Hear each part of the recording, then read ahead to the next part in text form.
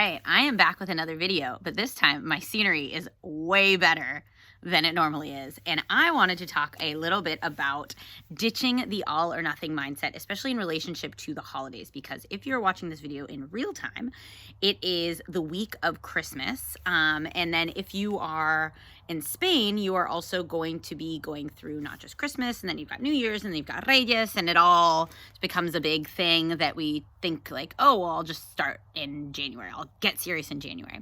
And I just want to remind you that you don't need to do one or the other. It doesn't need to be like, oh, I'm just going to go off the rails during the holidays, or I'm just not going to care, and then I'll get serious in January. And it doesn't need to be like, oh, I'm going to stick 100% to my plan, my normal eating schedule, my normal foods, because when you're in a time like a holiday or a period of stress or a vacation, it's normal that things are going to be different, and it's normal that your eating patterns are going to change a little bit.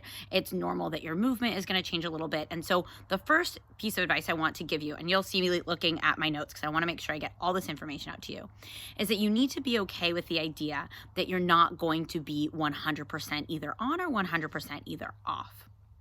And I think that that's really important because once you lower your expectations, it's actually really easier to meet them. And so if you have this expectation of like, I'm going to be totally perfect with my food and my exercise, and then you don't do that, you're going to feel like a failure. And then on the other side, if you're like, well, I don't feel like I can live up to what I would want my expectations to be, so I'm just not even going to try. And then that's not a really great feeling either, because you get to January and you're like, wow, something needs to change. And so this is where if you lower your expectations, you can actually achieve a lot more. And so think about what is going to help you feel successful at the end of the holiday season. Is that making sure that you're moving a little bit more consistently? Is that getting really good sleep? Is that making sure that you are eating some vegetables? Is it eating more mindfully? And then how do you, when you think about what is going to help you feel successful at the end, how do you make little sort of mini goals to help you get to that level of success? And so success doesn't mean staying 100% on your diet or exercise routine. Success means what is going to help you feel better than you could potentially feel at the end of this season. And this can also, as I said, can apply to holidays, it can apply to vacation, it can apply to stressful times in your life, really any time when anything is a little bit out of the normal.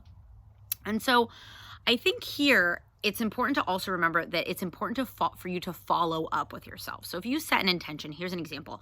A client of mine has holiday drinks with her husband, and she said, well, I'd really like to not wake up tomorrow feeling terrible. And I was like, okay, cool. How do we kind of quantify that? So what does that mean in terms of how many drinks you'll be drinking? What does that mean as far as your mindfulness habits throughout the evening?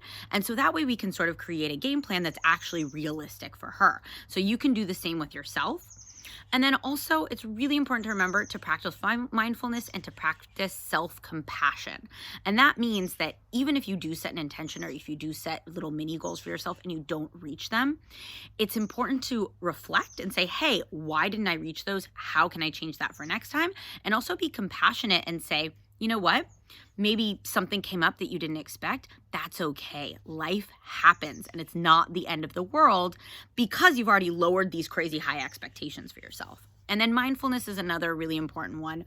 And this really, if there is only one component of mindfulness for you to take away from this video, is just to slow down. And so if that means taking a deep breath and pausing before eating a meal, if that means putting your fork down in between bites while you're eating a holiday meal or while you're out with friends, these little things are going to add up, and it's going to help you feel that much better at the end of this period.